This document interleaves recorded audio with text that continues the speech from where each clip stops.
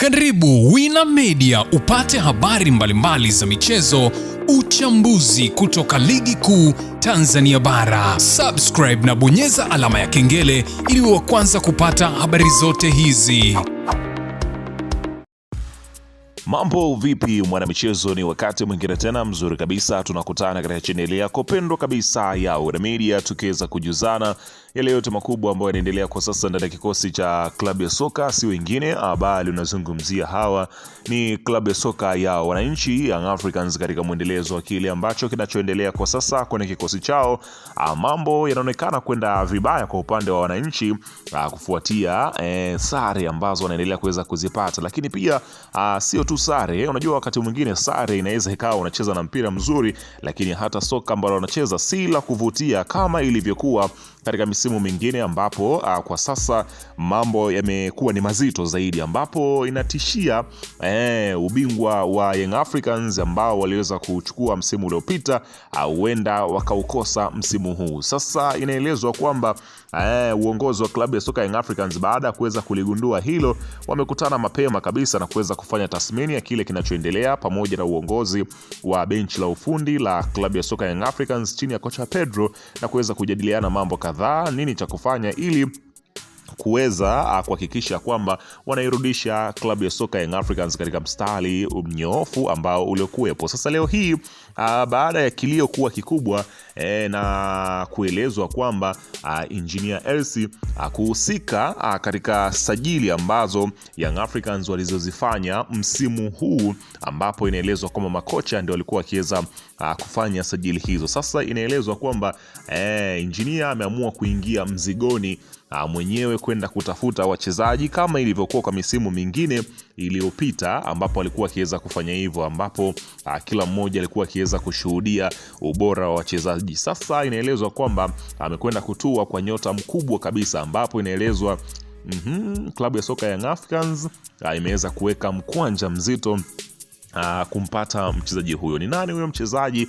Utakwenda kumjua hapa, kwa sababu taarifa kamili ya kile kinachoendelea nimekusogezea hapa. Ila kabla tujaendelea, nikukumbusha kwamba kama ni mara yako ya kwanza kabisa unatembelea katika channel ya Wina Media, ajua kwamba umepitwa na taarifa nyingi. Sasa hilo usiendelee kupitwa na taarifa zetu, cha kufanya ni kitu rahisi kabisa kwenye simu yako, ni kubonyeza tu ano jekundu liloandikwa hapo no subscribe, na kisha ukabonyeza alama ya kengele. Kufanya hivyo kutakuwezesha wewe kupata taarifa zetu popote pale unapokuwepo, pasipo kuweza kuhangaika huku na kule kwenye kutafuta taarifa. Taarifa zinakuwa zinakufikia moja kwa moja kwenye simu yako. Karibu tuweze kuzungumza kuhusiana na hili ambalo linaloendelea kwa wakati huu.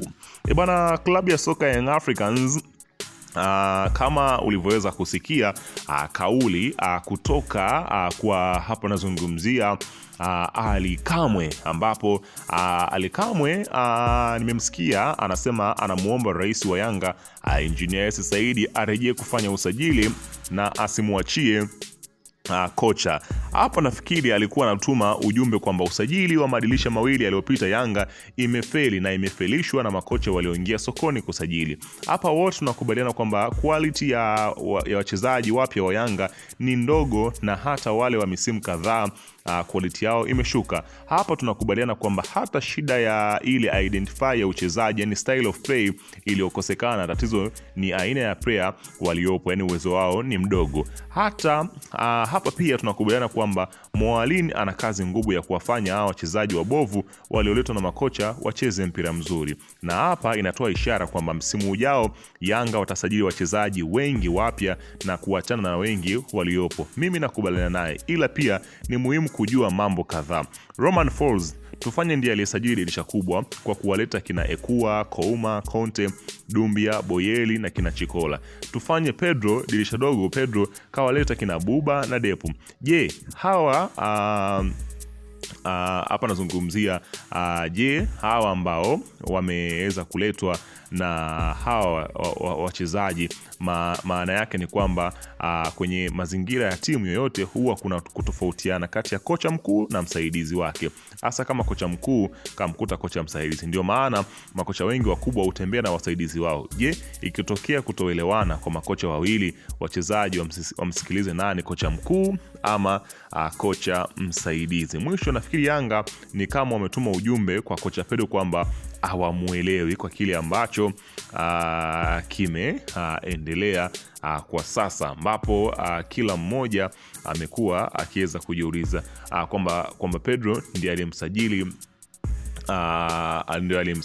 Okello, alimuona wapi, AFCON au wapi? Utazama hapo utaweza kuelewa namna gani ambavyo kile kinachoendelea, ambapo hapa nafikiri msemaji ameamua kuweza kuficha kile ambacho kinachoendelea kwa sasa, kama vile lile ni anguko kwa wananchi Young Africans. Pengine unaweza ukajiuliza ni kwa nini klabu ya soka ya Young Africans wameamua kuweza kumtoa Engineer Hersi katika hili ambalo inaonekana na ni wazi kabisa. Ukiweza kushuhudia sajili kama hizi za wachezaji kama kina Okello, huwezi kusema kwamba ni kocha pekee ndio ameweza kuwaleta hao wachezaji, na pengine Young Africans wanaamua kuweza kujifichia kwenye kile ambacho kinachoendelea kwa sasa kwenye kikosi cha klabu ya soka Young Africans. Lakini Young Africans inaelezwa kwamba wamekwenda kukamilisha kile kinachoitwa hapa nazungumzia kukamilisha sajili kubwa kabisa ndani ya kikosi chao, kwa taarifa ambayo imetolewa leo hii, ambapo inaelezwa kwamba tayari uko wananchi wamemaliza kile ambacho kinachoendelea. Inaambiwa kwamba klabu ya soka Young Africans imeanza mazungumzo rasmi na klabu ya Sudan Al Hilal Omdurman kwa lengo la kumsajili kiungo mshambuliaji mwenye kipaji cha kimataifa Jean-Claude Gil Mugisha. Hatua hii ni sehemu ya mpango wa klabu ya Yanga kuongeza nguvu ya kikosi chake kabla ya kuanza kwa msimu ujao wa ligi kuu Tanzania Bara na mashindano ya kimataifa. Vyanzo vyangu vya kuaminika vinasema mazungumzo kati ya Yanga na Al Hilal yamefikia hatua nzuri, huku pande zote mbili zikiendelea kujadiliana kuhusu masharti ya mkataba, ada ya uhamisho, muda wa mkataba na masharti mengine muhimu ya kimsingi.